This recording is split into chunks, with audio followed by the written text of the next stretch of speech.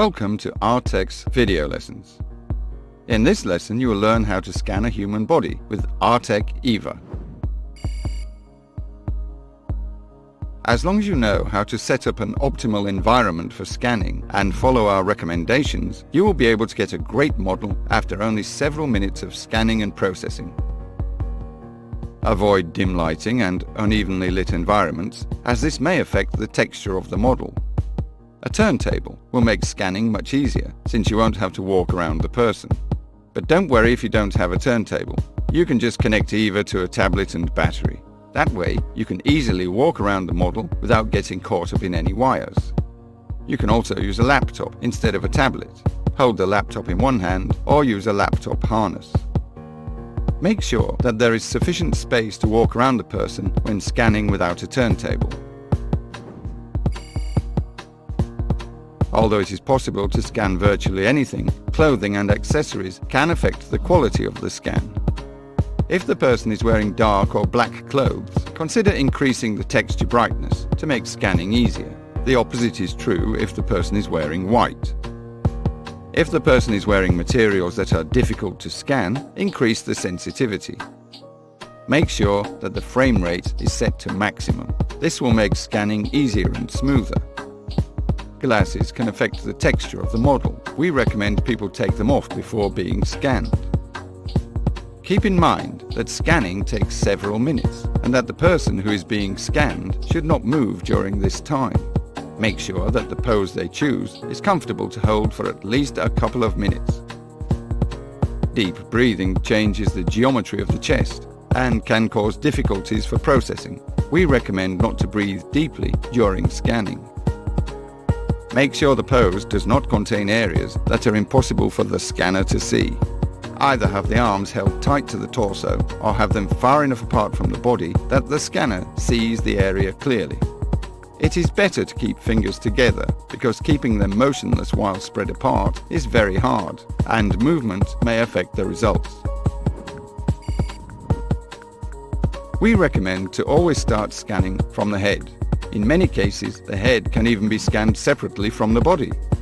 Keeping facial muscles motionless for a long time is very difficult, so we recommend scanning the face with one swift motion. The optimal trajectory for scanning the face quickly and effectively is as follows. Start scanning from the ear to the nose. Lower the scanner to capture the chin from below. Then raise it to scan the area above the forehead. Return the scanner to the nose level and finish scanning the face by moving it over to the second ear. Then you can scan the hair. Remember to scan from all angles and always keep the shoulders or back in the scanner's field of view. We'll talk more about scanning hair in a minute. Continue to move the scanner around the head, scanning from all angles. Don't forget to scan behind the ears. If the scanner has problems seeing the hair properly, hold it above the difficult spot for longer so as to accumulate more information. Finish scanning the hair at the same angle at which you started scanning the face.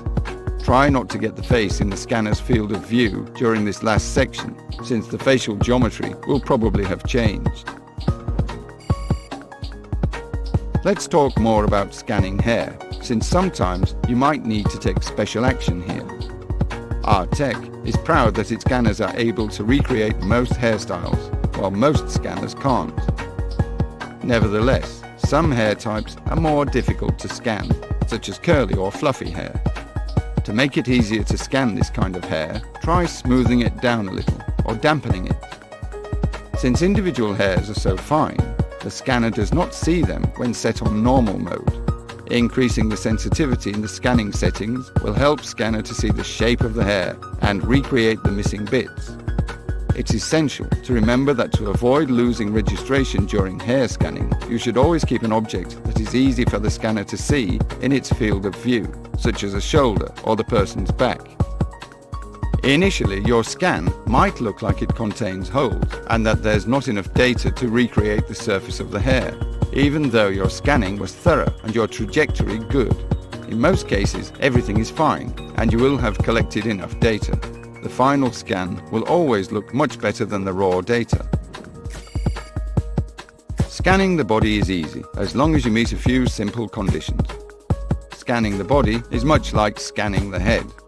First you scan the front of the torso front, then the side, then the back, and then the other side. After this, you can go on to scanning the legs. Always remember, to get a good scan, you must change the angles of the scanner so it sees the person from every perspective. Legs are generally the most still part of the body, so you can scan them separately. However, scanning the whole body in one scan is also an option.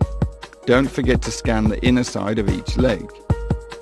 When scanning the feet, remember that if the floor contains rich texture, you can use it to restore registration should you lose it. So be sure to scan the floor around the feet.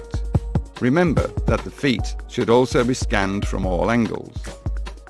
After you finish scanning, ask the person you scanned to hold his or her pose for a minute more in case you missed an area during scanning. Open the scan you made and ensure that it does not have any holes. If there are any holes, rescan the area in question. If you'll follow these advices, after a bit of practice, scanning people will become a piece of cake.